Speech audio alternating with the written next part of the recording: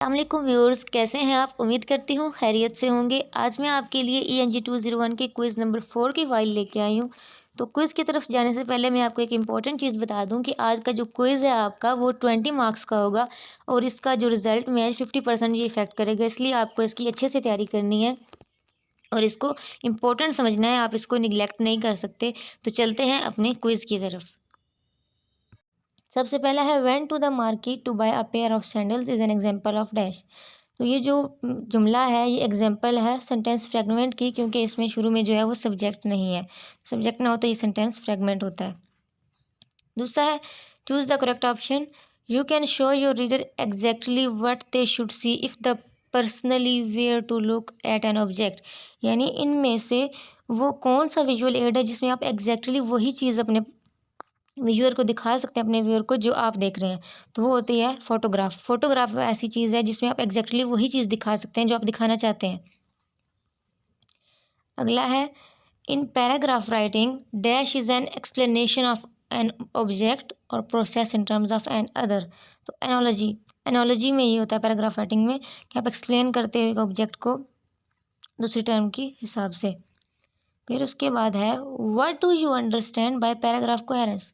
Paragraph की binding से, coherence से आपको क्या समझ में आता है कि पूरा एक sense should be clear, have a proper beginning and ending, logical fact should be organised. तो ये सारी चीज़ें जो हैं वो कोहेरेंस में होनी चाहिए, तभी एक पैराग्राफ की कोहेरेंस यानी कि वो बाइंडिंग मजबूती उसमें आती है। अगर ये सारी चीज़ें उसमें हों तो इसका जवाब होगा ऑल द अबव। आगे है excessive use of passive voice, excessive nominalisation और unnecessary words and phrases are common causes of dash writing. यानी ये सारी चीज़ें जब आप पैसिव वॉइस बहुत ज़्यादा यूज़ होने लगे, अननेसेसरी वर्ड्स ऐड हो जाए, तो ये सारी किस चीज़ की वजह से होता है? आपकी वर्डीनेस की वजह से। जब आप बहुत ज़्यादा वर्ड्स इस्तेमाल करते हो, वर्डीनेस लैंग्वेज यूज़ करोगे तो फिर ये सारे प्रॉब्लम्स आएंगे। मेट विद द पीपल, ये कैसे जुमले की एग्जांपल है? तो ये है चॉपी सेंटेंस की, यानी जब बहुत ज़्यादा शॉर्ट सेंटेंस हो, आपको पूरी बात समझ में ना आ रही हो, तो वो चॉपी सेंटेंस होता है। उसके बाद है a dash use rectangles and lines represent the arrangement of people and departments in an organisation. तो ये ऑर्गेनाइजेशनल चार्ट होता है जो रेक्टेंगल्स और लाइंस के ज़रिए प्रेजेंट करता है लोगों को और ऑर्गेनाइजेशनल के डिपार्टमेंट को। From the following pair of sentence select which of the one contains dangling modifier. इनमें से कौन सा है जो डेगलिंग मॉडिफायर है? तो standing on the balcony the ocean view was magnificent. While John was talking on the phone, the doorbell rang. I began doing the laundry. Built up the next to the washer. Standing on the balcony, we had the magnificent ocean view.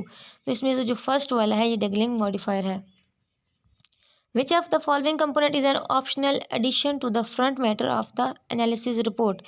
यानी इन सब में से वो कौन सी चीज़ है जो optional है, optional addition है और फ्रंट मैटर में आती है एनालिसिस रिपोर्ट में? तो वो है लिस्ट ऑफ सिंबल्स। ये एक ऑप्शनल चीज़ है।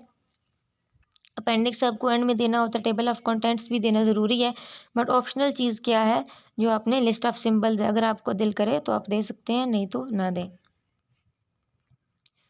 Choose the correct sentence. Where is the person whom you wanted to see, where is the person which you want to see, where is the person which you wanted to see, where is the person which you wanted to see। तो इसमें where is the person which you want to see correct option है। इसमें जितने भी quiz हैं आप satisfies हो सकते हैं कि ये बिल्कुल राइट ऑप्शन है। उसके अलावा मेरे पास जो है वो एक व्हाट्सएप ग्रुप है जिसका लिंक मैं डिस्क्रिप्शन में दे दूँगी। अगर किसी को क्विज़ करते हुए हेल्प चाहिए तो मैं वहाँ पे हेल्प कर दूँगी विदाउट एनी पेमेंट। तो चलते हैं आगे। Dash is the problem of not being able to think of something to write about और not being able to finish a story.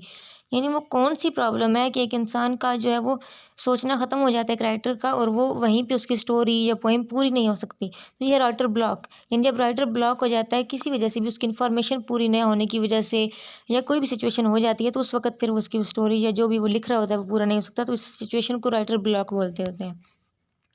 When the writer's dash और his overall views on the progress of your work। तो writers के जो conclusion होते हैं वो सामने वाले की प्रोग्रेस के ऊपर एक ओवरऑल व्यू होता है। यानी पूरी बात कर ले एक राइटर, लेकिन एंड पे जो कंक्लूजन देगा वही उसका ओवरऑल व्यू है आपकी प्रोग्रेस के बारे में। In dash pronoun case the pronoun function as a possessor. तो सब्जेक्ट में प्रोनाउन सब्जेक्टिव में सब्जेक्टर की तरह होता है, ऑब्जेक्टिव में ऑब्जेक्टर की तरह होता है, और पोजेसिव में पोजेसर की तरह जो है वो फंक्शन करता है। तो इसका जवाब है possessive. Again the title page of a report should be dash from top to bottom and from left to right. तो title page should be balanced from top to bottom and left to right. Choose the correct option. तो इसमें से second वाला, he asked his teacher whether he might go home as he had finished the assigned task. तो ये इसका right option है। चलते हैं, she likes cooking, jogging and to read. तो ये सेंटेंस किस चीज़ की एग्जाम्पल है? तो ये सेंटेंस जो है वो लैक ऑफ पैरेललिज्म है। इसमें किस वजह से?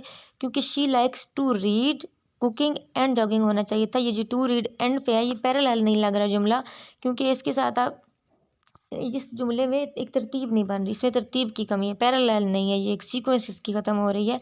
इस वजह से ये लैक ऑफ पैरेललिज्म की मिसाल है। Accurate communication is tremendously enhanced by accurate dash. यानी आप एक्यूरेट जो कम्युनिकेशन है वो इसमें इन्हेंस हो सकती है। किस वजह से? आपकी पंक्चुएशन अच्छी हो। तो एक्यूरेट पंक्चुएशन होगी तो आपके जो है वो कम्युनिकेशन खुद ब खुद जो है वो एक्यूरेट लगेगी। उसके बाद है choose the most relevant option from the phrase given below. Modifiers of noun should be placed before the noun, within the noun, या आफ्टर द नाउन, या none of the given options. तो modifiers of noun should be placed before the noun. Rules of visual aids include all of the following except. Visual aid के rule में से यहाँ इनमें से कौन सा जो है वो नहीं है?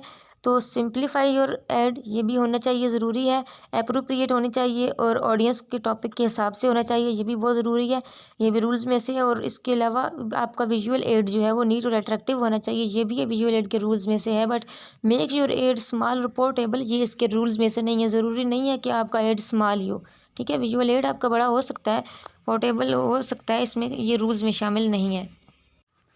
तो ये थी हमारे ENG 201 के क्विज़ नंबर 4 की वीडियो। उम्मीद करती हूँ आपको अच्छी लगी होगी। अगर अच्छी लगी तो लाइक करें, शेयर करें और चैनल को सब्सक्राइब करें। और मुझे इजाज़त दें। अल्लाह हाफिज़।